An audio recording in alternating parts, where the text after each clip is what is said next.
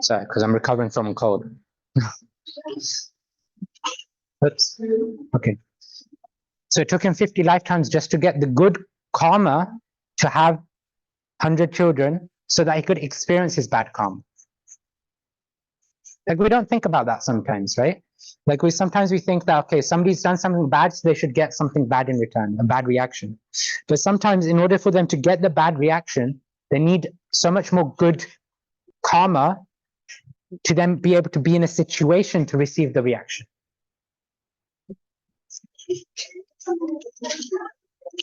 And this is why karma is so complex. Actually, it's very difficult to understand karma. How much somebody is devotee of the poor, but when he's living with other people, is very poor. So only with God, or sometimes, like manipulating people, how they actually, what happens to them? You see, a lot of times we say that they're very devoted to God, but it's very sentimental sometimes, actually, because being a bhakta or being a devotee of God means that you have the emotions, but with the emotions, you also have the intelligence and right understanding of what God wants.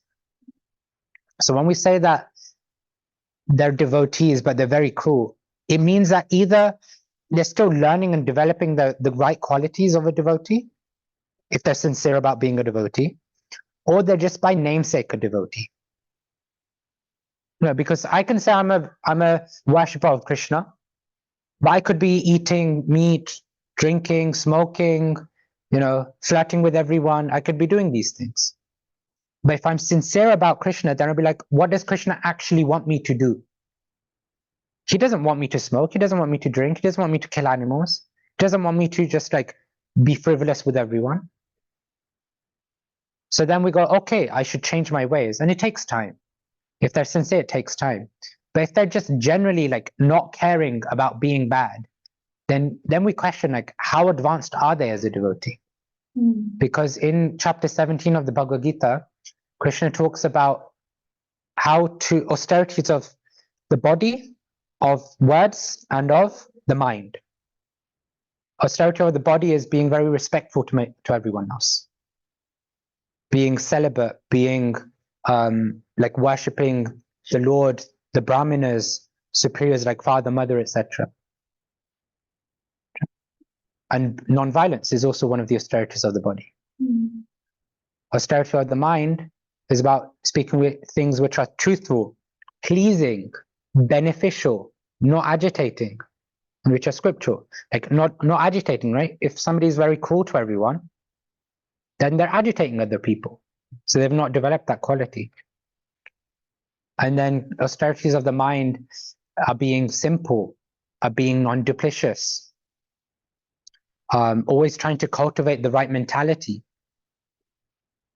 So like this, we can understand, it's not that we judge other people, but we can see that, okay, there's a part of them which is where they require growth.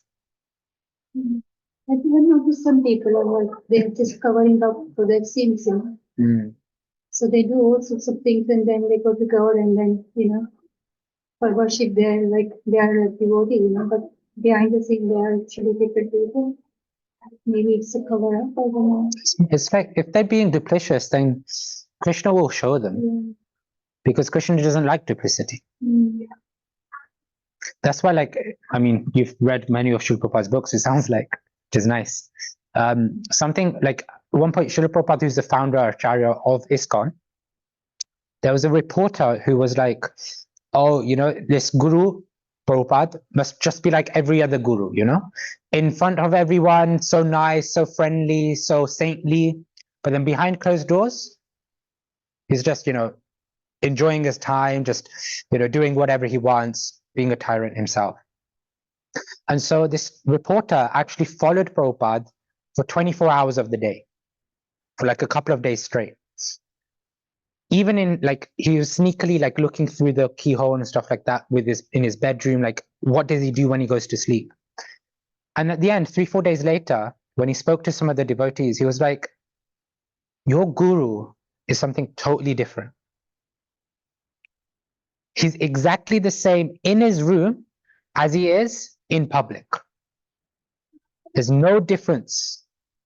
And that's special because a lot of us live that duplicitous life, you know? In the temple, we're like, Hare Krishna, all humble, all meek.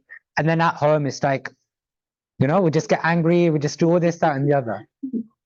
Yeah, I see people like that. But that's because we're still growing in our journey. Yeah. As long as we're sincere and serious about growing, we'll grow. Yeah. I prefer to be what's inside, it's outside. Mm. I want to be just one person outside, inside. That's how we should be. Then like the cover. No, that's how we should be. But we also see that practice makes perfection, right? Mm. So when we practice, like I don't have humility, but when I practice humility, then at some point I will develop the quality of humility. Yeah. We have to practice. Yeah. So stages of karma. But I'm going through the slides just because I feel like we should like speak. But if you want to talk about something else, I'm fine because this is very small and intimate. I'll deal with the team afterwards. But anyway, there's 4 stages to karma that we have. There's bija, which is like the root. You know, like if you think of a plant, like if you just look at the progression of the image, then what is a root? Just the seed stage, right? It's there, it's present, but nothing's happened to it yet. Then the next is gutta stage, which is where something's starting to sprout, like a desire is starting to be had. Like karmically, we start to have a desire to do something. We won't act on it, but the desire is there. I want gulab jamun. The desire is there, but I'm not acting on it.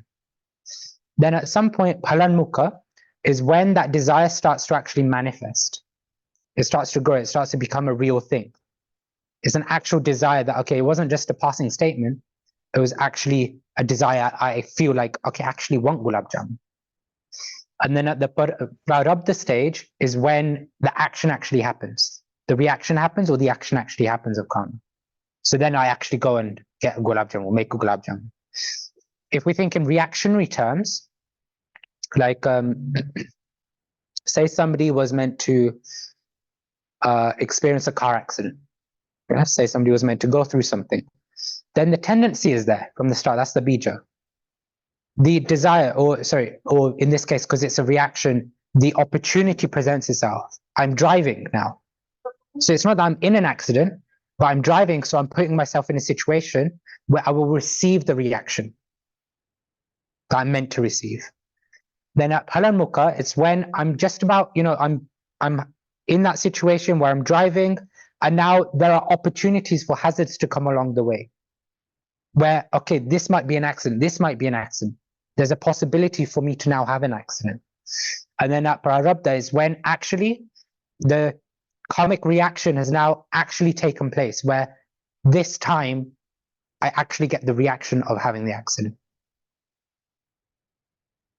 So like this, all of our, like whatever we go through in life, whether it's a loved one dying, whether it's a health issue, whether it's a problem at work, relationship issues, whatever it is, there's always a bija, there's always a root, a seed behind the karmic reaction we receive. So sometimes people ask like, okay, is it free? Do we actually have free will then? Because if all our karma is predestined, that we're meant to experience what we go through, then does that mean we have free will? Or is everything fate? Is everything destined? What do you think? Okay. So everything is based on fate? Fate and freedom, because you got your own thoughts. So both. Okay. So you say, we come to this world, we come because of our last karma, whatever we did. So we are in this particular place.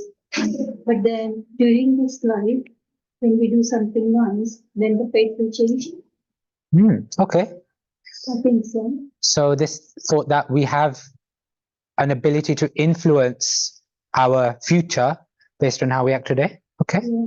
Yes, sir? So whatever we do in different life, it will, like we were destined when we were born, but it changes as we go along. If we do good karmas, it will change the destination where we're supposed to be. So, and also the next life. If you did something bad in your last life, does that mean that your good karma then means that you don't have to experience the bad reactions? When you did bad thing in your last life, that means this life, you are born in a particular place to get punished. But then in that life, in this current life, if you do something nice, then the worst thing which was going to be punished will be reduced. Okay. So you will get less punishment if you do a good thing, and also you will build your future for the next life as well. Okay. So something we mentioned before you joined is that good and bad karma don't cancel each other actually. Okay, it doesn't. It doesn't. So that's why we talk about the Dhritarashtra's story, right? So he was blind and he had 100 sons that died. He required 50 lifetimes of good karma to have enough good karma to experience the death of 100 sons. So they don't actually cancel each other. The way I like to see it is like if you think of credit cards, you have good karma, which is one credit card, bad karma is another credit card. If you spend £100 on your good karma credit card, but then pay it back, it doesn't mean that this one's gone up or down, right?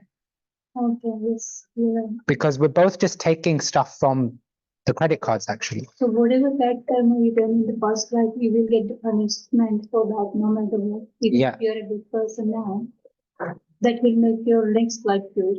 But this life, whatever you done last time, you had to pay for it. Yeah, it doesn't mean that you have to pay for it in this life or the next life. Yeah. It could be, like the Dhritarashtra's example, took 50 lifetimes for him to experience it. Yeah. But we have to experience it. There's a saying that karma never loses its address. Okay. So if you're meant to get a karmic reaction for something you've done, this life, next life, 10 lifetimes, 20 lifetimes, 100 lifetimes, you'll get it. Because it's meant to come to you. Blockchain. Yep. Right. So just talking about stages of karma and basically how karma is a seed first and then it actually manifests. This, what you're saying, Michelle, following this process, can it still get you out of this, even though you have this karma? We'll talk about that. Because if karma is still going to come to you, can you still deal with karma in a spiritual one, or do you? We'll talk about that. Yeah. We'll talk about that. Because actually there's a common misconception that there's only good karma and bad karma. There's a third type of karma, which we'll talk about in a bit. But yeah, just going back to free will and fate. So actually it's described in a very simple term. What our situation is predestined. What we're meant to go through or experience is predestined. But how we tackle it is free will, is our choice. So, say I went through a breakup. Me going through a breakup is predestined because of my karma. But how I respond to the breakup is now my free will. It's based on how I've cultivated and nourished my life today. I could go into depression because that's how I've cultivated my life, that I'm not able to emotionally handle things. I could be like, okay, fine, I accept it and I handle it in a very mode of goodness way. But that's the way I've cultivated myself, or my karma is cultivated. But then I have choices to make. I can be very resentful towards, the girl. I can be very, okay, I forgive you, it's okay. Let's say they're the ones that did something wrong. Then it's like, okay, we leave them to it. Or we can do something in between. So what comes to us is destiny, but what we do with that is free will. So then sometimes we can question okay, it takes a lot of strength to actually be able to handle something like this, right? Feeling the fact that it's my karma that somebody has left me. It's my karma that this bad thing has happened in my life. It can be very nerve-wracking. It can be very disheartening or discouraging for people. But that's why we talk about this idea of resilience, right? And Srila Prabhupada often says that in order to become Krishna conscious or to kind of develop that spiritual consciousness to be able to understand things as they are, then we need to first be conscious and then be Krishna conscious. What does that mean? It means that a lot of the times we think that, okay, I'm going through something there's a difficulty that I'm going through now, and okay, like that's where I need to focus my life. That's where I need to like understand how to deal with it. But what we fail to understand is that when an orange gets squeezed, what happens? Orange juice comes out, right? When a lemon gets squeezed, lemon juice comes out. So when you're in difficult situations, how you deal with that situation is not based on the fact that you're squeezing. It's not based on the fact that you're going to do something when you're squeezed. It's based on what's actually inside you is what's going to determine how you deal with it. We say that, okay, if I get fired from my job, if I lose my job, if I become redundant, then I'll deal with it then. But then what happens when that situation comes? A lot of people go into anxiety. It's like, I don't know what to do with my life now. I don't know how to handle myself. Because that internal cultivation, the internal resilience is not very strong. So resilience is not about how to deal with it in the situation. It's about how to deal with life so that when something happens in life, because we've got a bigger picture, a bigger spectrum to work with, we know how to deal with it. We can emotionally handle it. We can psychologically handle what we're going through. So I won't go through the quiz now. And maybe later, if you guys are interested, we can go through it. But it's basically this idea of balance, right? If our life generally, the 24 hours of our day, 365 days a year, are very balanced, we're very like equipoised in consciousness, then when something bad happens or when something really good happens, we can deal with it properly. But generally what most people do is when a very strong difficulty happens or when something amazing happens, they go through the extremes of their emotion. But what the Bhagavad Gita teaches and what resilience is about being equipoised, working on, it's not that you don't have emotions, it's not that you don't feel happy or you don't feel sad, but you're contained. Because life is just a journey, right? It's just a wave. Sometimes you have the peaks of life. Everything's amazing, everything's happy, things are going so well. But then, naturally, it's going to drop at some point. Something bad is going to happen, something wrong is going to happen. Just like in the Bhagavad Gita, Krishna says it's just like the changing of the seasons. Seasons go through a cycle. Spring, summer, autumn, winter. Repeats. Spring, summer, autumn, winter. In the same way, life goes through the ups and downs in the same way. Today it's happiness. Tomorrow it's sadness. Happiness, sadness.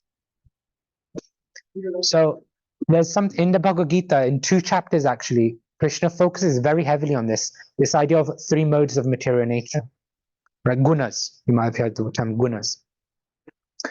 There's 3 gunas, so ignorance, passion, and goodness.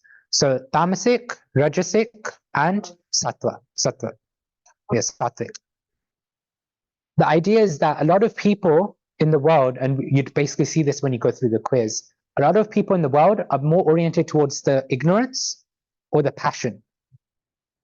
And both of those bring a lot of anxiety into our life. It brings a lot of extremities in our emotions. So when a difficulty happens, when we go through a struggle in life, we feel it much more. But what the Bhagavad Gita is about and what Krishna heavily focuses on with this modes of nature is that you need to live an equipoised life, which means you need to live a balanced life. And a balanced life helps you navigate the world situations in a more steady way.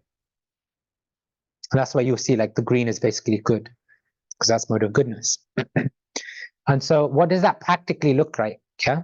Like there's a lot of habits that we can go through, and these seem very mundane, but we can understand it in a spiritual lens as well. So sleep. We all need sleep. What time does everybody go to sleep? 9 o'clock. Oh, okay. 10 o'clock. 10? 5 to 11. Yeah, okay. What about wake-up times? Because I'm retired now, 7 o'clock, otherwise 5 o'clock. Oh, wow. Okay. 5 o'clock. I've tried to do 5 o'clock, but it seems to be 6 more. But I tried to do 5. Okay, that's good. Okay. So there's something called Brahma Murta. Has anybody heard of that? Okay, so you know Brahma Murta, but still the body, the pushing. This idea that actually the times of the day are broken down into the modes of nature as well, actually. But there's a fourth that we didn't talk about here, but there's pure goodness as well, this spiritual type of goodness, which we will talk about a bit. But Brahma Murta is described as the most conducive to spiritual activities. In fact, any activity. You see most of the mundane world, like celebrities, entrepreneurs, like if you ask them for their daily schedule, a lot of them will say they wake up early, they go for a jog, they do some reading, whatever it is, and they're successful. A lot of people try to replicate that, and they become materially successful as well in their own ways. But for a spiritualist, it's the best time of day because actually it's most conducive to spiritual activity, the Brahma Murta. So yeah, that's why early to bed, early to rise.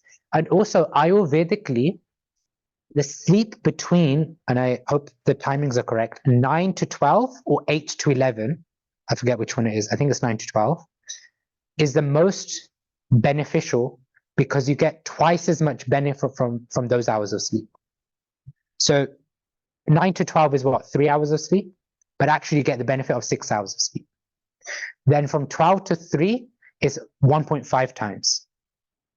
So it's still 3 hours, but you get the benefit of 4.5 hours sleep. And then from 3 to 6, it's just 1 hour. So that's why also you'll see, like you can test this yourself. If you might sleep for 6 or 7 hours, right? Let's say you sleep for 7 hours. Just shift the timings. Same 7-hour sleep, but earlier on. Of course, one thing is that we need to be able to get to sleep, right? But once you get to sleep at 9 o'clock, you find that you feel so much more rejuvenated, even though you have the same amount of sleep. Because Ayurvedically, our body clocks are designed in a way to follow the cycle of the sun and the moon. So early to bed, early to rise, the common saying is, makes a person healthy, wealthy, and wise. But I like to say it makes a person healthy, wealthy, and spiritually wise. Then diet, right? I mean, I think everybody knows this, healthy diet, because it's good for the consciousness, vegetarian, because actually, when you eat meat, the consciousness of the animals stays in the meat, and then that comes into us as well. So actually it's toxic for our body, actually. But then spiritual diet, this idea that we offer whatever we eat, and we honor prasadam. Because actually everything in the world is influenced by the modes, and that means it's influenced by karma. So whatever we eat, so even if we eat grains, at the end of the day, we know crops also have life, right? So we're killing the crops also. Oftentimes people have that argument against vegetarianism that, oh, these fruit, the plants, they also have life. So how is you killing a plant any better than killing an animal? Like a cow or whatever. Our point is that actually it's not about a vegetarian diet. It's about a Krishna diet. Krishna's diet. Krishna only ever asks for patram pushpam palam toyam. Fruit, flower, leaf, and water. That's all he wants. That's all he asks for. And when we offer what Krishna wants to Krishna, Krishna is beyond karma. Karma doesn't affect Bhagwan. So when we offer it to him, he spiritualizes it. So then when we honor it, it becomes prasadam, and prasadam is free of karma. So yes, we acknowledge that we are killing plants. But because we're offering them to Krishna, Krishna is taking the karma away. Because we have to survive, right? We need to eat to survive. But Krishna's given us what he wants us to offer him. And he's also said, whatever you offer, give it to me. So we give it to him. Sorry, whatever you eat, give it to me. So we give it to him.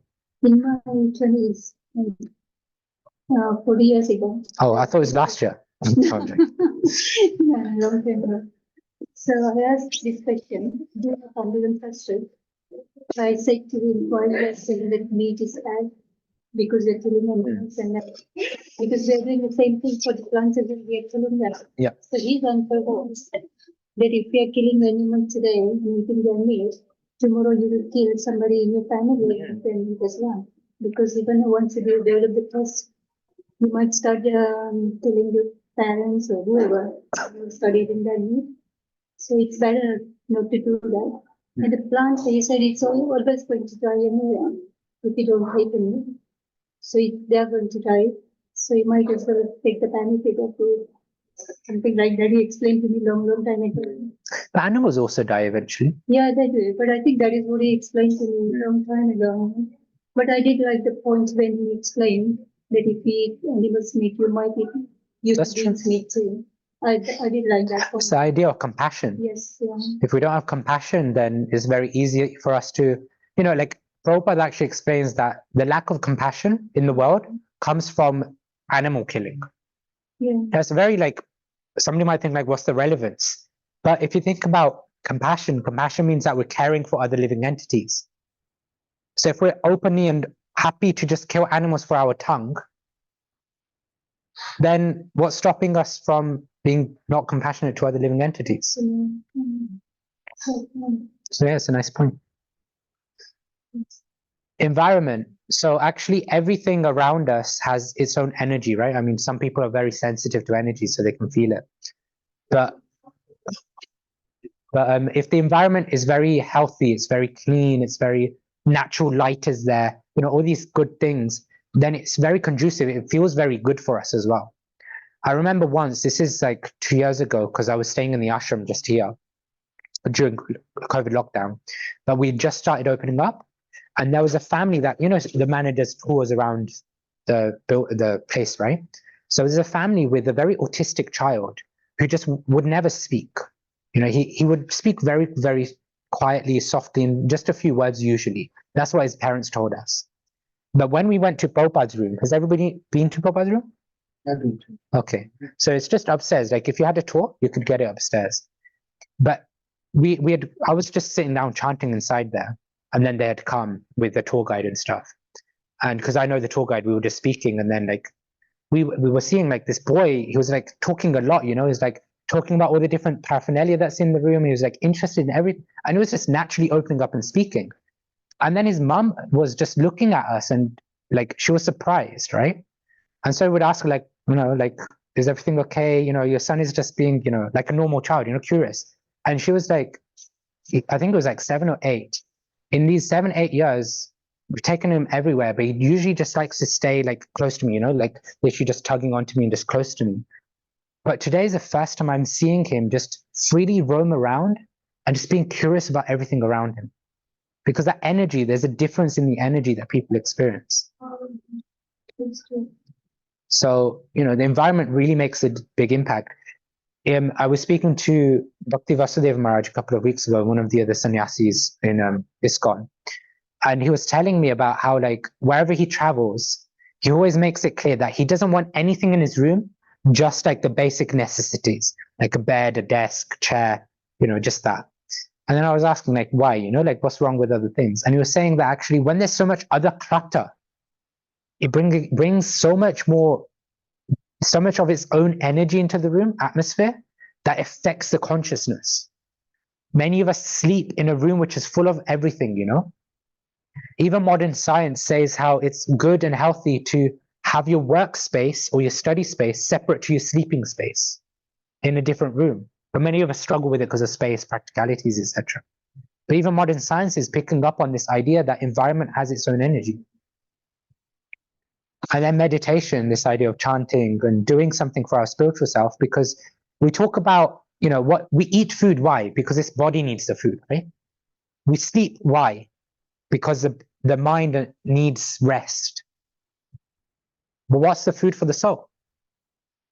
That's the spiritual practice that we cultivate.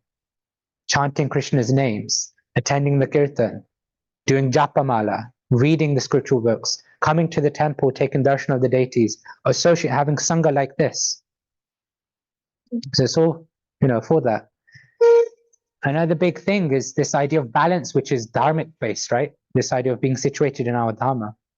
I think a lot of us here are fine with that, but if you have youngsters, young professionals, they very much struggle with I'm in this job, but I don't really feel like it's good for me. I'm doing it because it's got the money, you know. But what Krishna teaches in the Bhagavad Gita, and he talks about this in a few places, so he's emphasizing this actually, that we have to be rightly situated in our material duties, our Swadharma, and our spiritual duties, our Sanatana Dharma. Because if we want to navigate difficulties, if we want to deal with life in an equipoised way, then we need to have balance in our life. Not just balance between the material and the spiritual, but the balance in our material life as well. Like, for example, a very common thing is that not every woman, but a lot of women have a motherly nature and they desire to have a child. Not every woman does, but a lot of them do. But nowadays we see that so many women are very much about the feminist thing. Okay, be independent, live alone, don't need a husband, don't need children, just focus on my career. But there is so much anxiety about life. They're actually stressed. But their view is that this stress is better than the stress of getting married and having children. But actually, psychologically, you see that they actually need the child sometimes, but they're just refusing to accept it. And I'm not trying to make it a sexist thing at all, but it's just something that was on my mind because I was speaking to somebody about this. Or another one is career, like people want to be entrepreneurs. Why? Because that's the way people become rich and, or a celebrity or like sports people, because it's like name, fame, glory is all there. But actually, when you look at their constitution, their psychophysical nature, they're very much not an entrepreneur. Maybe they're more of an artistic person or more of a Brahminical person, very studious by nature. But because they have this idea that success means being on BBC News, they mold their life to be on BBC News instead of being the best version of themselves, like we were talking about. But when we do that, we're not balanced in our Dharma. We're not balanced, and therefore when difficulties come, everything falls apart. And you see a lot of celebrities, they're not celebrity material. They're not people who are public figures by nature. But when something happens in their life, suicide happens. So much difficulties happen. Things just go wrong, and they go wrong really hard. Because they're not living in their nature. And if they're living in their nature, they haven't learned how to navigate the difficulties because they haven't built the resilience, which comes from balance. I think material world and the spiritual world, actually, it's parallel to each other. We need both, because lots of people, like you say, the youngsters are struggling. They're to work, they need house, they need car. So it also imbalance, parallel, it goes parallel. Yeah. Life. But then you have a choice after certain age, when you are sort of, you want more spiritual, and then you can later. But when you are young, it's always in parallel. Yeah, I mean, so even historically in India, so like when you look at the Vedic times, what would happen is that obviously this is mainly males because of the way the dynamics was at the time, but you'd have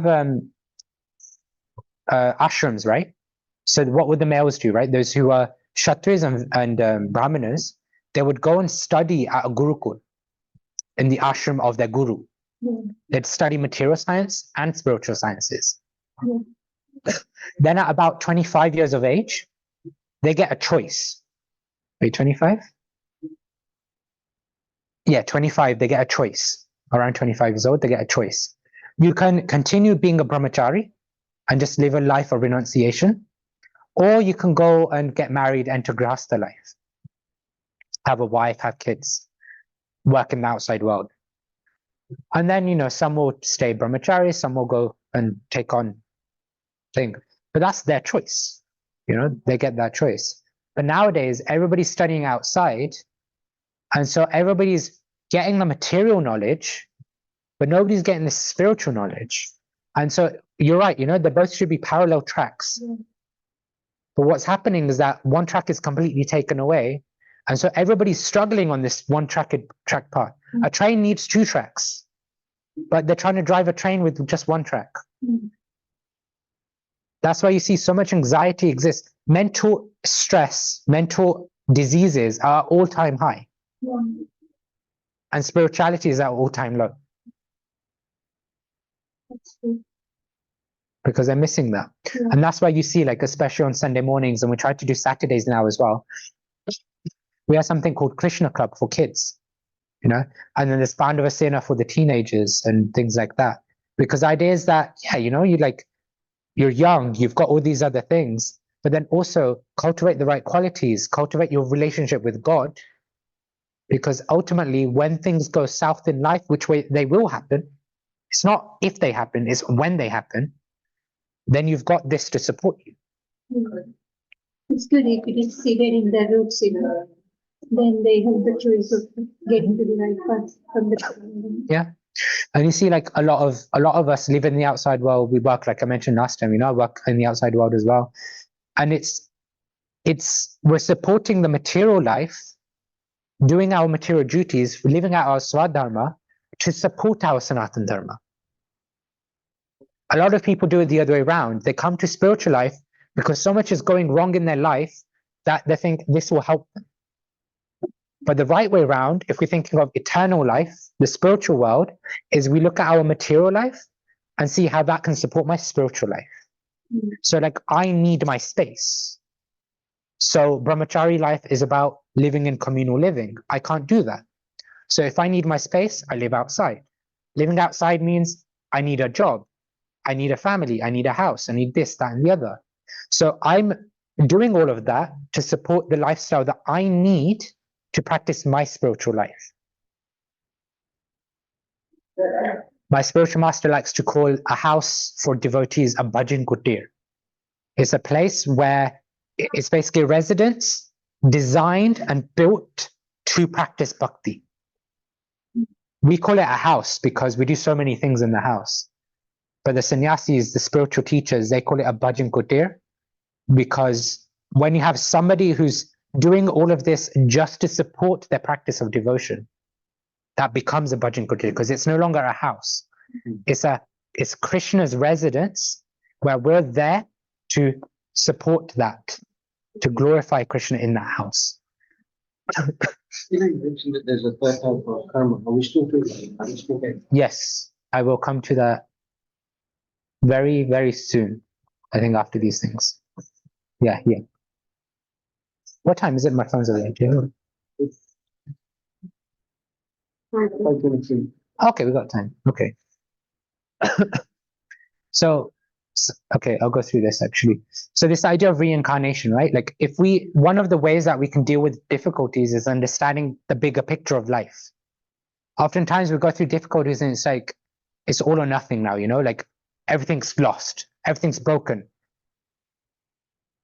But if we understand the bigger picture, that this life is just one chapter in a bigger story, in a bigger book, then we can properly understand that actually we've got so many lifetimes, and in that so many lifetimes we've got this one life, and in that one life, like one speck of difficulty has arisen. In the grand scheme of things, it's nothing. So remember, we talk about the gross body, the subtle body, and the soul, right? There's 3 different layers to our existence. When you look at a lot of the problems that go on in our life, difficulties, they actually pertain to the gross body and the subtle body, right? This physical body, or the mind and the intelligence, you know, anxiety that builds up.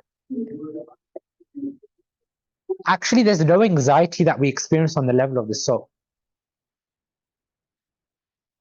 One might question that, okay, but I'm trying to be a spiritual person, but I'm going through so many anxieties, so many difficulties. Isn't that a difficulty of the soul? What do you guys think? If you think of the soul, then you know that you are doing your duties. You know? This life, you are just here to perform your duties. So it doesn't affect you that much. You know? But if you think of all the problems in your life, then you get the body and mind and everything gets affected. But in terms of soul, if you think that way, that I'm just here to do my duties, I have to do the right thing and then I have to go, then it's different direction you're taking in your life. But do we feel like there's an anxiety on the level of the soul? No? Not even when you're trying to practice spiritual life, but your kids are nagging you, your spouse is nagging you, and you're like, you want to go to the temple, but you can't go to the temple. Like, is that not an anxiety of the soul? Everything stops you from moving, having your spiritual, your soul, mantras and everything. So it slows you down from doing what you want to do. So yes. But actually what we realize is that the limitations that arise because of the gross body and because of the subtle body, right? Because of our attachment, let's say, to our family. We don't leave the family behind and come to the temple. That's the limitation we have. When you look at a lot of saints in the movement, or not just ISKCON, I'm talking like just saints in general, you know, for the past thousands of years, people will leave their families to chase after Krishna. Or, example that maybe many of you may know, Mirabai. Heard of Mirabai? What did she do? She was non-stop about praying to Krishna non-stop. So she was married against her will. She had to support her family against her will. Family didn't like her doing anything else, but whenever she could, she would just run away to Krishna's temple or, you know, altar at home or whatever, and she'd just sing and dance and cry out for Krishna. She did all her duties perfectly, quickly, efficiently, so that she could run away and focus on her soul. She didn't have the anxieties that we go through. She was crying because of her dilemma that actually, because of her limitation with her gross body, because of the limitation, because of her mind and intelligence with the culture, with the family she's got, she's not able to give 24/7, 365 days a year to Krishna. But it's because of the limitations of the gross and the subtle body that she couldn't do that. So actually on the level of the soul, we don't have any anxieties in this world. So this idea of reincarnation. Mm-hmm. Yeah, good different ideas for that. Sorry? I got different ideas for this. Yeah. So what actually happens at reincarnation is that when I go back, we have this gross body, right? Our actual gross body. What is a gross body? Made of the five elements: earth, water, fire, air, ether. That goes away. When we die, that goes away. We know because we burn it in our culture. We burn the body, right? But what goes on when you reincarnate is, if you see there's 3 layers there, yeah? There's the brown body, there's a green body, and then there's the blue little dot. So the brown body is a gross body, the green body is a subtle body, so the mind intelligence, and then the blue is depicting the soul. What happens is that actually the subtle body with the soul goes into another body at the time of death. So reincarnation literally means coming back into flesh. So from a Latin word, actually. If we haven't focused on Bhagwan at the time of death, and somehow we come back to this world, then we lose the material, the physical body. But the subtle body, which carries our desires, which carries our karma, that goes to us in the next body. So at the time of death, I may be so attached to eating meat, to eating flesh, that in the next body, because I'm carrying that desire across, I may get the body of a tiger. Krishna will be saying, okay, your whole life you've been eating meat, you've developed all this karma, and you desire to eat meat still? Okay, I'll give you the body that is designed to eat meat, so I can eat it easier.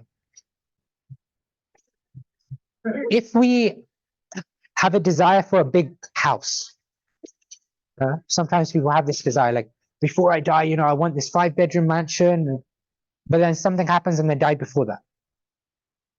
But their karma was only enough for them to be a dog, a lower animal, a dog or a cat or something.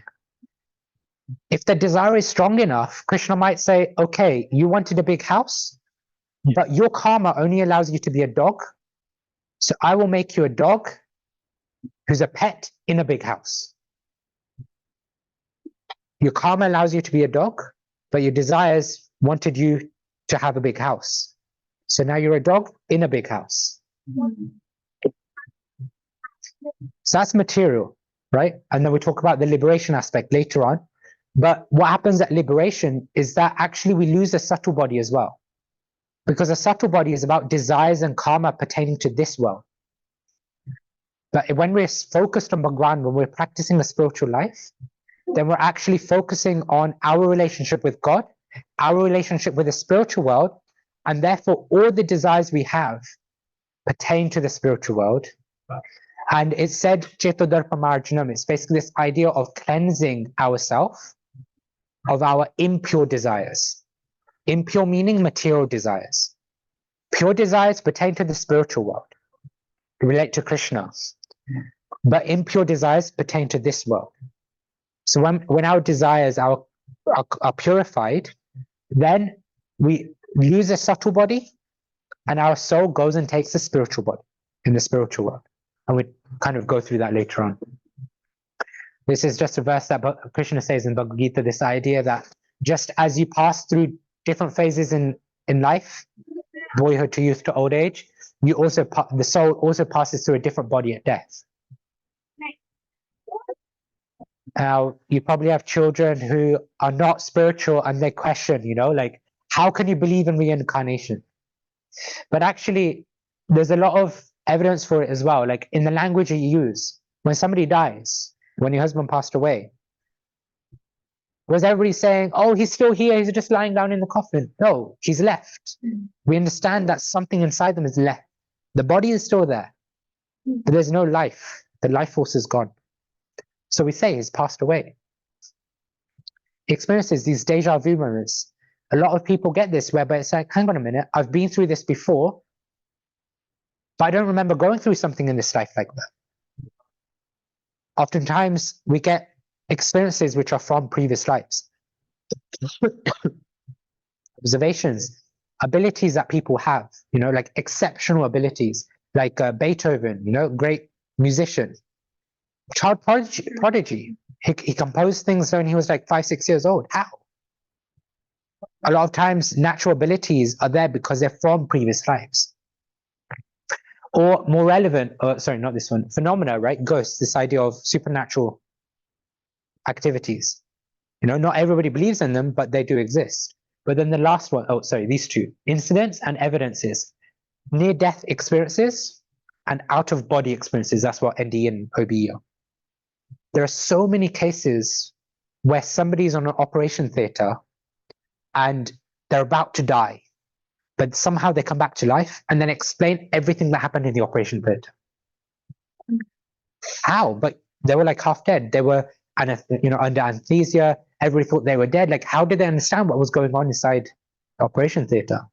And there was one case many, many years ago.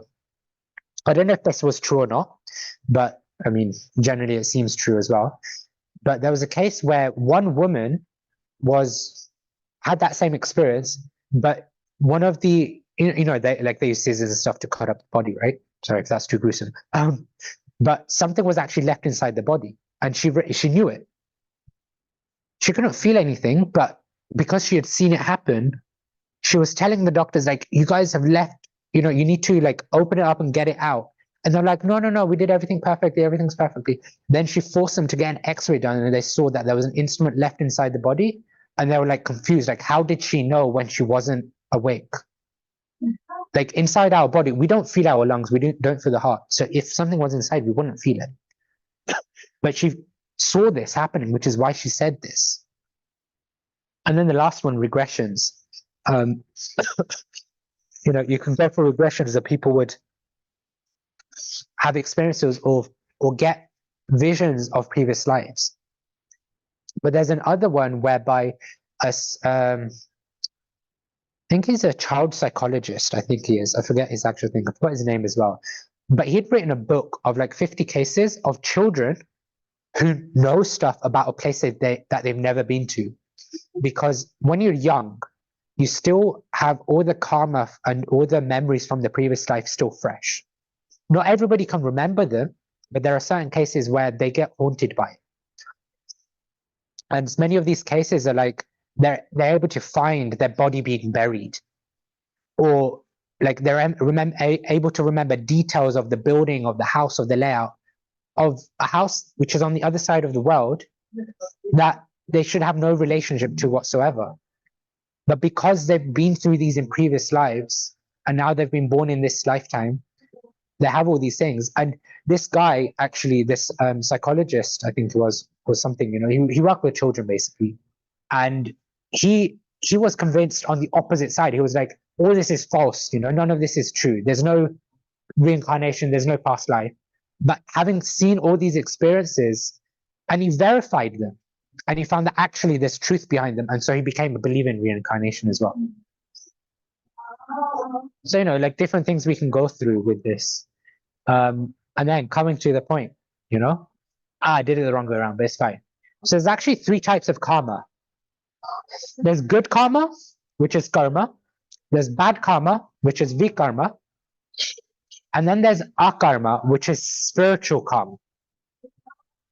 Now, good karma and bad karma, so karma and vikarma, are bank balances that we can increase and deplete. How do we increase it? We do a good activity, we increase the good karma bank balance. But when we get the good reaction back, we've basically taken something out of that bank balance. So now we've basically reduced the bank balance. Same with bad karma. If we do something bad, we're adding to that bank balance or that credit card, opposite way, right? But once we get the reaction for it, we basically minimize it again. Yeah, so it always increases and decreases.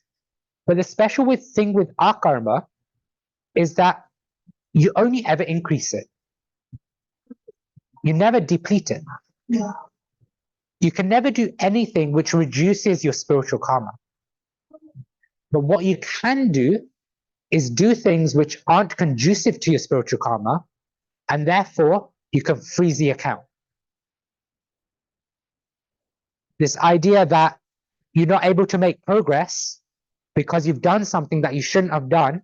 And so Krishna is basically saying that you need to deal with this first before I let you grow in your spiritual life again. And that thing is called offenses generally. Yeah, this idea where we're doing something that we shouldn't be doing, which is spiritually detrimental for us, that isn't helping us spiritually, or where we're committing offenses to other people, and that stops our spiritual progress. It doesn't reduce it. But Krishna has basically said, I'm freezing your account until you deal with it. You know, just like in a normal world, you know? You freeze your account, what do you have to do? You have to go take paperwork to the bank account and go like, everything's bona fide, I've sorted everything out. Okay, now you can use your bank account again. So that's increased by your praying and doing your round and chanting. Yes, so whenever we do anything spiritual, right? There's 9 processes of devotional service described, like hearing, chanting, reading, remembering, praying, worshipping the deities, things like these. They actually increase our spiritual bank balance. If we do them consciously, we get more benefit. Sometimes we can do them unconsciously, you know, like, for example, there's workers working around the manor. They're not devotees, they're just been hired. But because they're serving Krishna's residents, they're getting what is known as sukriti, this idea of unconscious benefit. So they're increasing their spiritual bank balance tiny bit.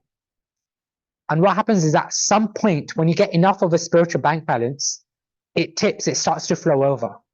So then you're ready to actually practice spiritual life. So many times, you know, you see it with kids as well.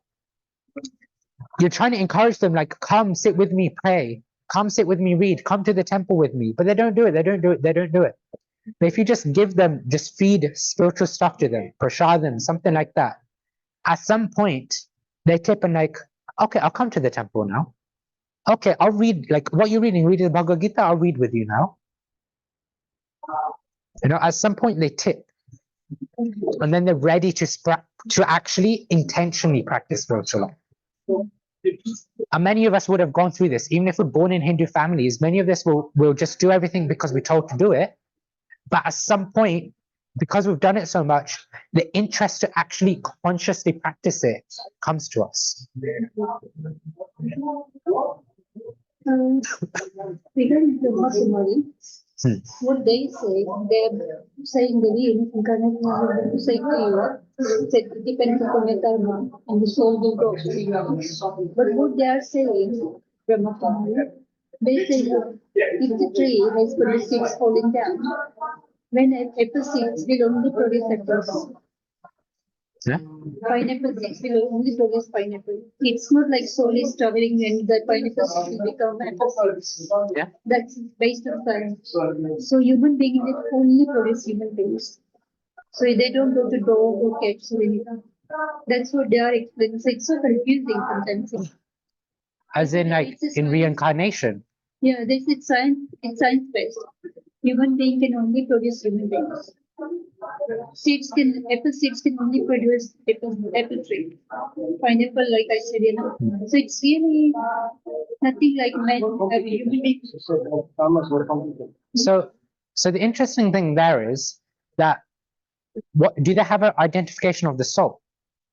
Do they believe in Atma? Completely based on this science. There is, Oh. you don't go to 80 lakhs minutes like you become kiri or sometimes you become cockroach, sometimes you become dog. It's nothing like that. It depends upon the seeds, which seeds it is coming from. If it is apple, it's coming from apple seeds only. Apple will never become banana. But what is the apple? How do you know you're an apple? It's a tree. Tree will produce the seeds from the apple, and the apple seeds will go into apples again. But we're saying I'm a human because of this body. But if I take this body away, who am I? What am I? Am I an apple? Am I a banana? Am I human? Am I a dog? No, but human being, like another life came. So it is when we are living. It's not when we are dying. So another life came, like children are born. It is coming when we are living. Actually, it's not like when we are dead. When we are dead, we are dead. It's not like soul is traveling. That's what Brahma Kumar is teaching. So it's very confusing to me. So they don't have a concept of reincarnation. Yeah, they think it's science based that we produce children when we are living. Apples will produce apple only when they are living. So it's apple will never become dog or cat or anything. It will be apple next life. So they are completely based. But how do they have a concept of a next life? They don't have that concept. They just say this is the science based. So once I die, that's it, nothing. Everything So done. you will be children. That means you have got the new life while you are living. But So you live through the there is children. no soul traveling anywhere, they say. Only science based that these seeds will only produce this particular type of things. So when science tomorrow finds out that actually there is a concept of a soul, then their understanding will change.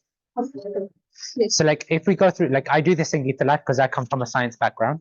Like I go through the progression of the atom, Yeah. the understanding of an atom. Different models based on different times, based on different understanding. Yeah. And science we see changes every 10 years. The science books, like when I was a kid, I can't give my science books that I had to my nieces and nephews because it's totally different now. It's vast, yeah, it changes very quickly. Whereas when we look at the Vedic literature, it's the same as it was 5,000 years ago because it's the same fact, it's the same truth. But it is based on science. It is. It is completely It based is. on science. It is. Spiritually, what happened 1,000 years ago, they were very intelligent and it was totally based on science. Yeah. Yes, so I don't know where the carnage. I think I'm a bit confused when I listen to both of them. I think what is true, that science is right for this process of thinking, and it might be this, it might be that is right. But this is like science-based theory is very straightforward, and it's definitely, you can see it here. But like this, They guarantee it for 10 years. yeah, but we don't know whether they are definitely becoming dog. We don't know human beings are becoming dog or they're becoming cat. It's just an imagination. Okay. But science is like fully evidence-based theory, So that's why I'm a bit confused. It's hard to get evidence though on this kind of stuff. Yeah. How do you collect evidence? It's difficult to collect evidence on reincarnation because we don't know where it's going. So it's like thinking, like our imagination. But this is How do they explain these things, right? Like near-death experiences, out-of-body experiences, regression. This the example that I gave about the children knowing stuff from like the other side of the planet. Like, how do they explain these things? Yeah, I mean, that is possible that your memory is still there, but only up to age 5. After that, it totally changes. No, there's still adults who remember things. It could be something to do. But then that means that there's a past life, right? Yeah, past life. Up to children when they are 5 years, they remember their past life. When they are talking to parents, they are not exactly talking what mom is talking. They are sometimes talking something different because they are thinking of their past life, which we don't understand. Being parents, that why they are talking like this. We just say, oh, this is strange. How come she's got this knowledge? But we don't know it is coming from her past life. But it's only up to age 5. After that, they change. After that, they never remember their past life. Unless something trauma happened, somebody died in the accident, trauma or whatever, and suddenly same thing happens to them again, then that actually opens up their mind and they remember. But otherwise, children don't remember anything after 5 years. After that, they are totally different people. They are totally in the new life. They don't know anything about the past. So just few years of life, they are still, But that's the same true for us, though. Like, do we remember what happened 2 years ago? we don't remember anything. Because the 2 years fills up so much of our consciousness that we don't remember stuff from 3 years, 2 years ago in one day, Same way with children. Like, when they're young, they haven't experienced the world to the same extent that we do now. Yeah. So they're able to, how does their consciousness get filled? From the previous life. But once they start experiencing this world and it takes over their consciousness, it's very natural to then the old stuff to go away. That's basically what happens. But when the children are talking about their past lives, they're always talking about them being human beings. They will never say, oh, I was like ant or I was like a bird or something like that. They always talk about their being human beings. But that's more because the level of consciousness of a human being is higher. So if you look at any animal, monkeys are the closest one who don't do this. Monkeys, really? Yeah, monkeys and dolphins. But their level of consciousness is very low. So they don't even remember what they did yesterday. They go through the same thing. They learn patterns. Yeah. But patterns isn't intelligent consciousness. Patterns is just seeing patterns. We all do this. Children recognize patterns. Yeah. And we use that to then help us develop IQ, right? Because in the future, it's not that they're that smart right now, but they have this capacity to then do something bigger tomorrow. Yeah. And in the same way with animals, their pattern recognition is the only thing they have, really. And so even if you remembered your last life as a dog or whatever, there's nothing to remember because all you're remembering is pattern. Yeah, I do get confused when I just listen to Brahma Kumari and I listen to this. I'm always questioning, who is right and who is wrong. Sometimes I think like that. But there's also 3 things, right? There's 3 types of learning. There's, I don't remember how to say, Pratyaksha, Anuman, and Shabda. Pratyaksha is sense-based, right? So I know this exists because I can touch it and feel it. People don't believe in COVID because they can't see COVID. So like, my senses can't see it, can't feel it, doesn't exist. Anuman is mental speculation. This idea that I think this because I see this, right? Like a lot of theories are Anuman, are mental speculation. They're theories because it's not that they can prove it, it's because they're extrapolating from what they can see and feel and experience. But then Shabda is accepting authority, the right type of authority, and accepting that as the truth. People don't like Shabda when it comes to Vedic literature because they often say it's make-believe, it's just religion and, somebody just wrote the scriptures down. But hang on a second, we accept Shabda in science. Did I go test that electricity when we run it through copper cables, electricity, there's a spark that can light the bulb up? No, we accept science. We accept that Thomas Edison or Tesla, whichever camp you're in, created light bulbs, knew how to work with electricity, and it will work. We accept it. Yeah. If science says that, okay, this TV, HD is better quality, etc., we accept it. Yeah. So we actually accept Shabda. When we're small children, we don't question the teacher. Are you sure A comes before B?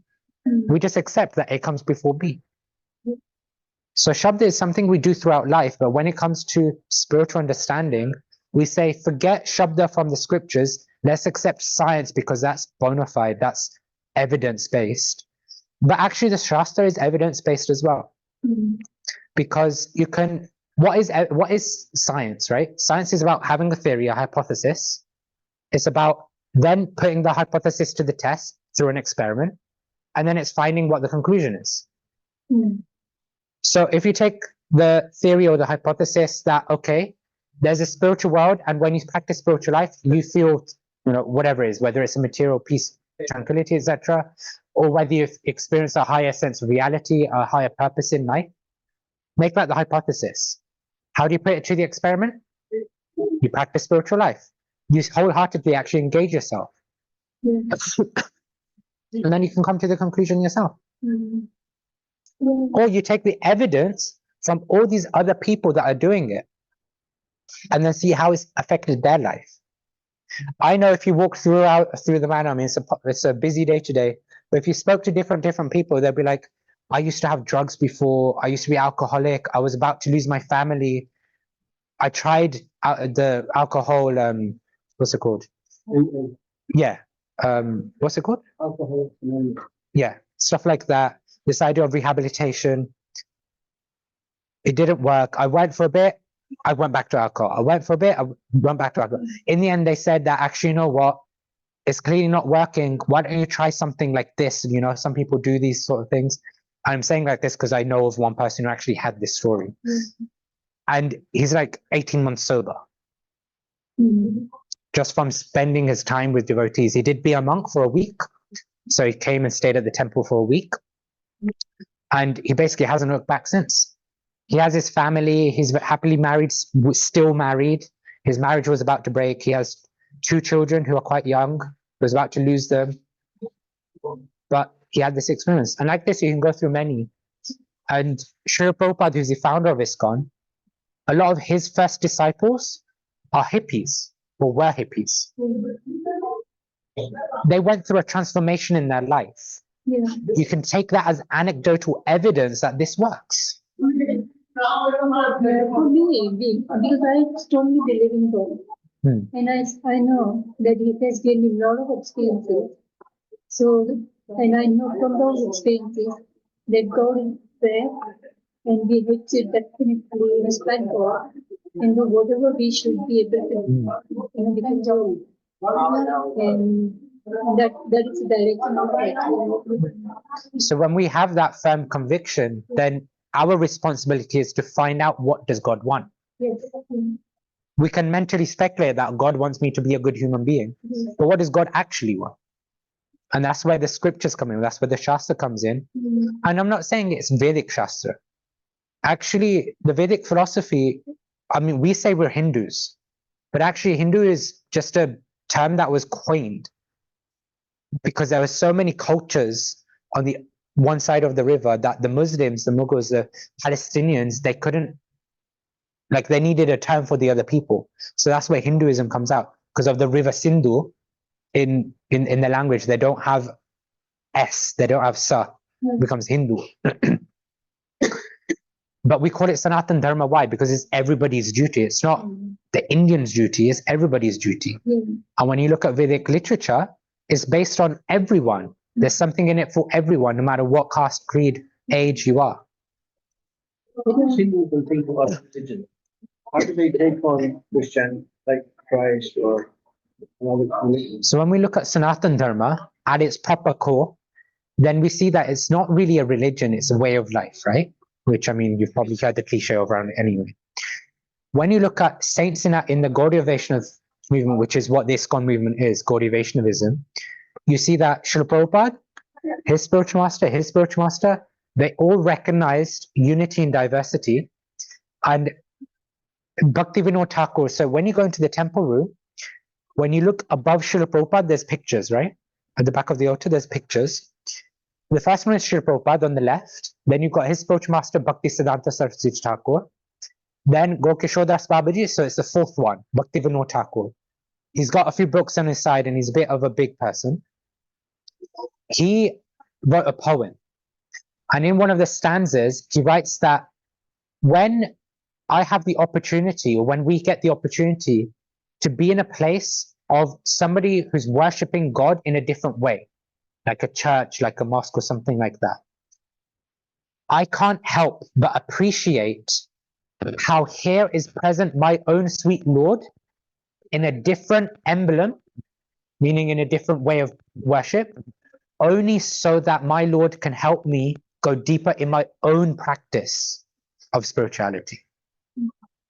So the way the Gaudiya Vaishnavism actually sees it properly is that actually we're all on our journey to God. You've got the direct flight to India, but you've also got the connecting flights. 1 stop, 2 stop, 3 stop, 4 stop. The direct flight is taking the words of God as God has given it. And what do we need to know God? If I want a relationship with you, what do I need? I need to know your name. I need so that I can call out to you. I need to know your address so that I know where to find you. I need to know what you look like so I can actually have a relationship. I need to know what you like, what you don't like, all these things. The Vedic literature are the only set of literature that has all of that information available.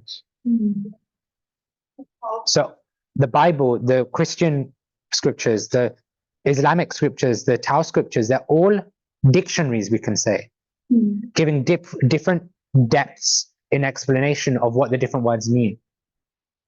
But it's described that Krishna consciousness, or the Vedic literature, is described as the Oxford Dictionary, which has all of the words in it, because you have a detailed understanding of everything. When you go through like the Bible and the Testaments, you don't get an understanding of what does God look like. You just see that he's in heaven, God, thou art in heaven. But you don't really know what heaven actually is. You understand what it vaguely feels like and looks like, but you don't have an understanding of what does God look like. What does God's people look like? This is the spiritual world explained. It talks about how they look, how they feel, how life is like in the spiritual world. Yeah. In detail. And based on the revelation that a lot of the very deep realized personalities have had. And this is all within which aspect? The post or Sri, in the Bhagavad Gita or post? So in some of the purports, Srila Prabhupada actually in Bhagavad Gita as it is, Srila Prabhupada does depict some of it based on the relevance of the verse. But in terms of when you're looking for descriptions, the Srimad Bhagavatam has a lot of descriptions of the spiritual world. It actually describes the cosmology of this world, and then also goes and explains the cosmology of the spiritual world as well. How the planets are, how how it stays, the layers. There's a chart as well, like you could find it, like Vedic cosmology. There's a chart as well, Vedic cosmology. It talks about there being what does it describe there? It describes the spiritual world, its linkage to like the Brahman, the spiritual effulgence, and then how that gets reflected into the material world as well, the material universes. Yeah, it's really interesting. But what's also interesting is at the same time doesn't change in the spiritual world, that you come and go at the same time. Yeah. Which is really interesting. Because we see time as linear. Meant to start at 4, it's going to end finish at 6. But in the spiritual world, time is cyclical. And it's based on desire. It's not based on progression. So depending on the Lord's desire for how things function in the spiritual world, that's how time goes. So actually, it's like a sun timers. You know how they're shaped, right? You have like that at the top, and then it's like that at the bottom. Yeah. That's basically how time goes from material to spiritual. You see, like it's described that okay, we're in the earthly planet, so time is 1 year is 1 year for us.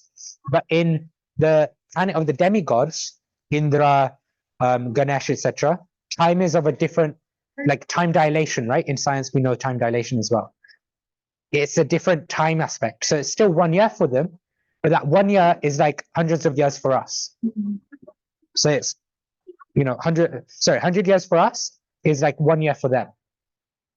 In Brahmaloka, in Brahma's planet, it's like 1 day for him, even less. I'm just making numbers up right now. But then as you go narrower, when you get to the edge of the material world and the spiritual world, it expands again. It's like a cone now, actually. Right. So now that one point in like the edge of the material world, which has linear time, is just expansive time in the spiritual world. Because it's inconceivable, because we're trying to impose what time looks like from our experience here on the spiritual world. So that's why we can't understand it. What else do we know about it? Living there. See. Quite a few things. Yes. I highly recommend reading Srimad Bhagavatam.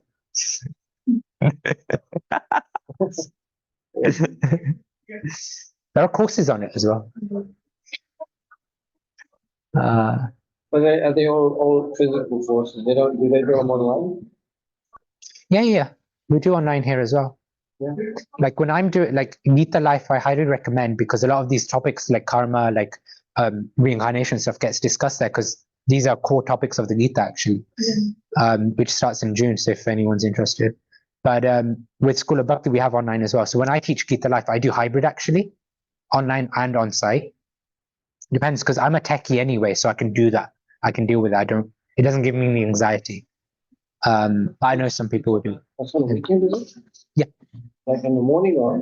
So Gita Life is at 2 p.m. on Sunday, UK time. So it'll be like morning time, US, 6 a.m. For you. Oh yeah, because you're in LA. Yeah. But if it's on Zoom or something. Yeah. Oh, really? Yeah. Oh, 2 till 5, 3 hours. 10 weeks. can I get the information for it? Yeah. There's a poster there as well, but there was actually, you know what?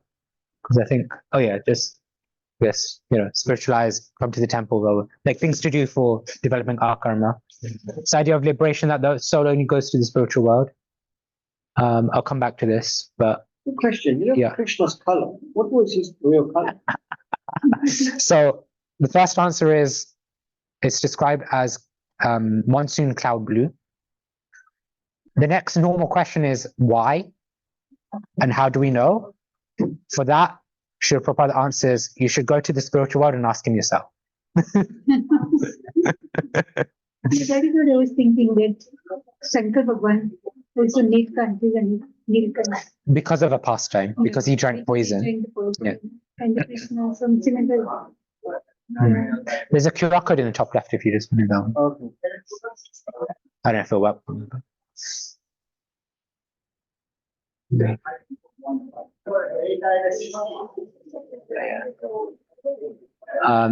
So this is like maybe the interesting thing. When we have difficulties in life, we often say there's 3 things we should do when we choose Krishna. Adjust our expectation, accept the situation, and aspire for connection.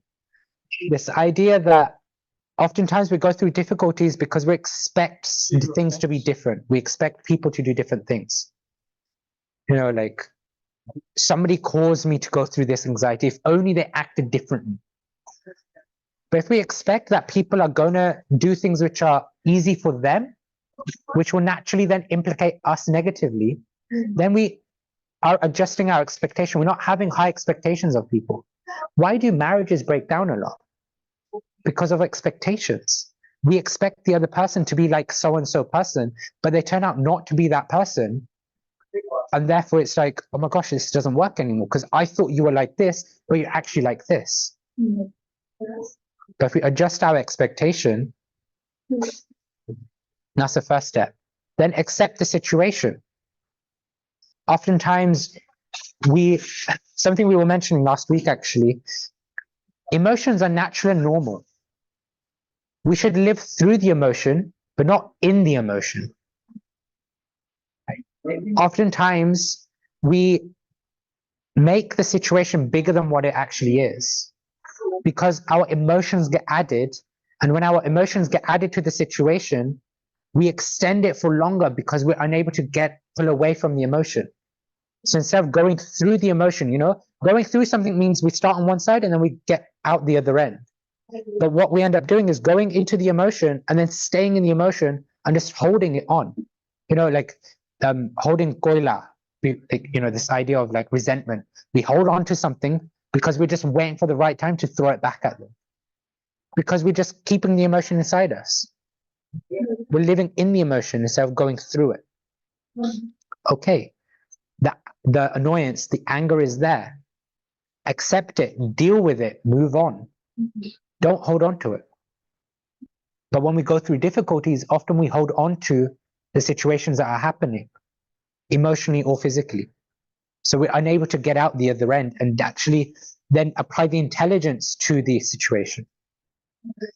Even when you look at Bhagavad Gita, it starts off, like when the conversation starts, it starts off with Arjuna going to Krishna like, this is my family, this is Bhishma Dev, this is my teacher, Dronacharya, this is, my well-wishers. And if I kill them, then so much will happen, Like I'm committing sin, I'm killing all these great warriors, then the world will be left unprotected. If the world is left unprotected, then wrong things will happen. All these things, he's living his emotions out. But he recognizes he needs to go through the emotion, which he does. And then he comes, because he's out the other end, he's now able to apply his intelligence. Okay, Krishna, this is what I'm feeling. Now you tell me how I need to act. What should I do? Karpani dosho apahata svabhava prichami tvam dharma sammuddha cheta yachesya nishtitam bruhitan me shishyasti hamshadi mam tvam papanam. In Bhagavad Gita, just as Arjuna is about to ask Krishna to speak, he says, now I'm confused about what I should do. I'm confused about my duty. I've lost all composure because of this emotional side of me. Now I'm your disciple, I'm your student. Now I'm surrendered unto you. You tell me, you instruct me, what should I do? Because he went through the emotion to know that I need help. I need guidance. Krishna is the best guidance we have, or I have available. Let me ask him, what should I do? So then we can turn to the scriptures, which is about aspire for connection. If our relationship with God is strong, then the difficulties of this world become very easy to navigate. But if our relationship with God is very difficult or non-existent, why do bad things happen to good people? Why did God do this to me? Does God even exist? And then we turn to the negative end of things.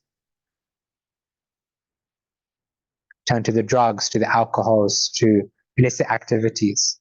Because we're just trying to find a coping mechanism now.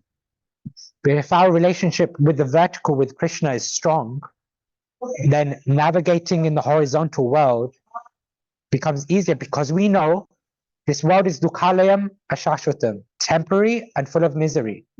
So whatever's happening here, good or bad, ultimately it's going to lead to misery anyway. Ultimately it's going to end anyway. So then we're more equipoised. And when we're more equipoised, when something bad happens, let me go to Krishna, because only he can save me. Because he's already said that this world is full of misery anyway.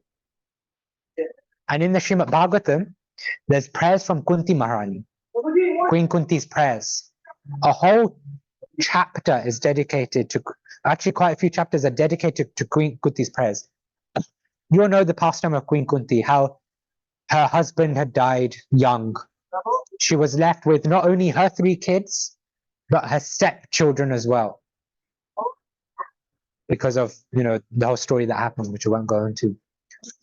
And then if that wasn't all, not only was she raising these 5 children, but their cousins were trying to constantly kill them.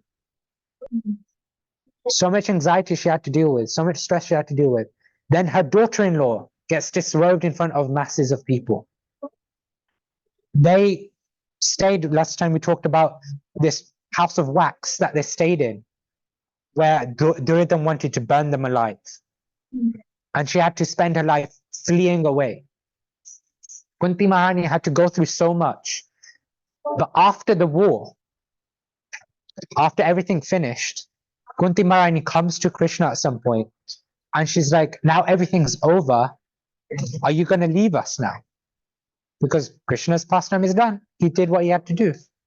And she was going, I don't want you to leave me. If you leaving me means that I no longer have distresses, I'd much rather have constant distress in life, because with the constant distress, I have an opportunity to keep remembering you and keep calling out to you. and keep my relationship with you alive. But if there's no distress in life, then you're going to go away. I'd rather have the distress. She actually prays for misery in her life so that she can have a relationship with Krishna, a strong relationship. Now, we're not at that level. I don't know about you, but I cannot go to Krishna. I can't go into the temple room and go, Krishna, please, whatever you want, give me distress in life if you want, make me heartbroken, make my body suffer, but just do whatever you need so that I remember. I don't have that, But the least we can do is when things are going right, we strengthen our sadhana. We strengthen our relationship with Krishna.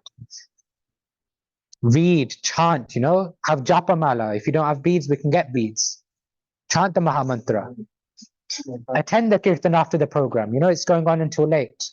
Indradyumna Maharaj, Bibi Govinda Maharaj, I think somebody else, I don't know who the third person is, but quite a few senior devotees are coming for the kirtan. Today or how many days? I think it's just today. Come to the temple regularly. We talked about Sangha afterwards, Join the Sangha group. A regular gathering. Most of these are online. In the evenings, weekday evenings, sometimes on the weekend. Just like we have a small group here, you'd have a small group where you're going through one of the books. You're trying to read the book, understand, apply it in life. Association is key. Having the right people around us is key for us, because there's a saying, you are the average of your 5 closest people. You probably heard this before. If you tell me what your 5 closest people are, I'll be able to tell you what sort of person you are, generally speaking. If your 5 closest people are drunkards in the bar, chances are you're also a drunkard in the bar. If your 5 closest people are entrepreneurs, chances are you're also an entrepreneur. And if the 5 closest people are devotees, chances are you're also on your spiritual life. So associating with those who are like-minded, so Jatiya it said, so Jatiya means like-minded, who are interested in growing spiritually is key. And Sangha groups are the best way to get that sort of association.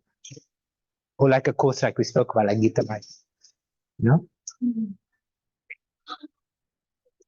So in difficulties, for spiritualists, it's very easy to turn to Krishna, but turning to Krishna is not a difficulty to difficulty thing. It's a balanced thing, we should have it as a daily practice, like we spoke about earlier.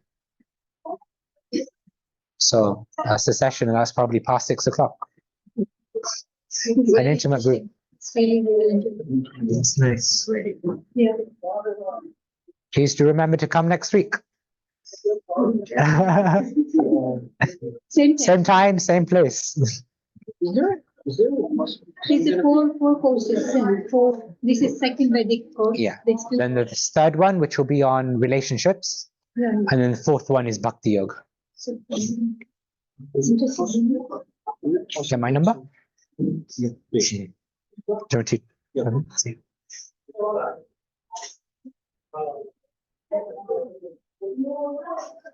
I think you have to put +4. Yeah, so I did that Oh, one. you did? Okay. I always do that because it's like I travel around as well.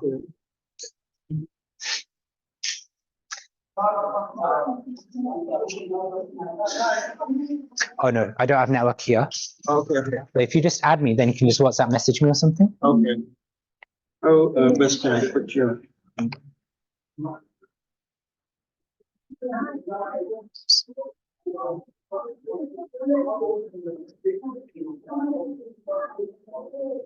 And then I'll let you tag with whatever you want to remember it by. Yeah. Thank you so much. Thank you so much. No worries. Yeah, nice to meet you. Hare Krishna. Yes. Okay. Hare Krishna. This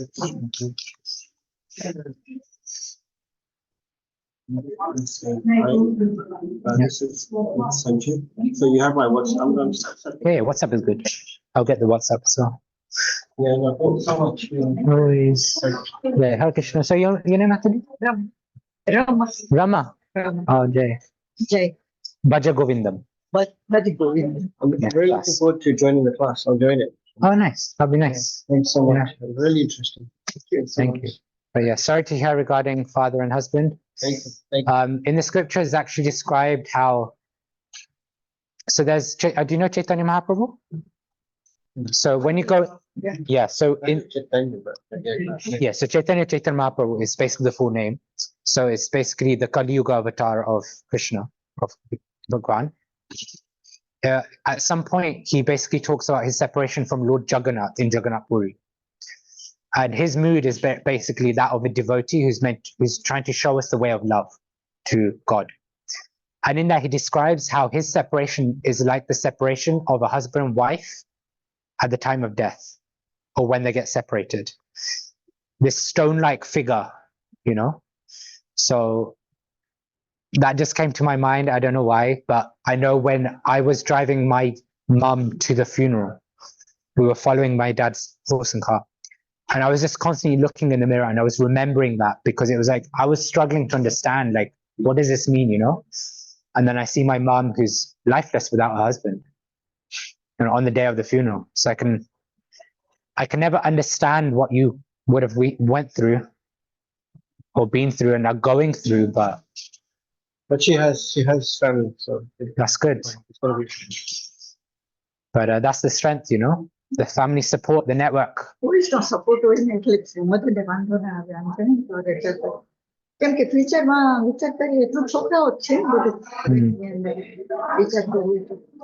And now's a good time to focus on developing a relationship with Krishna as well. Hare Krishna. It was so good. Hare Krishna.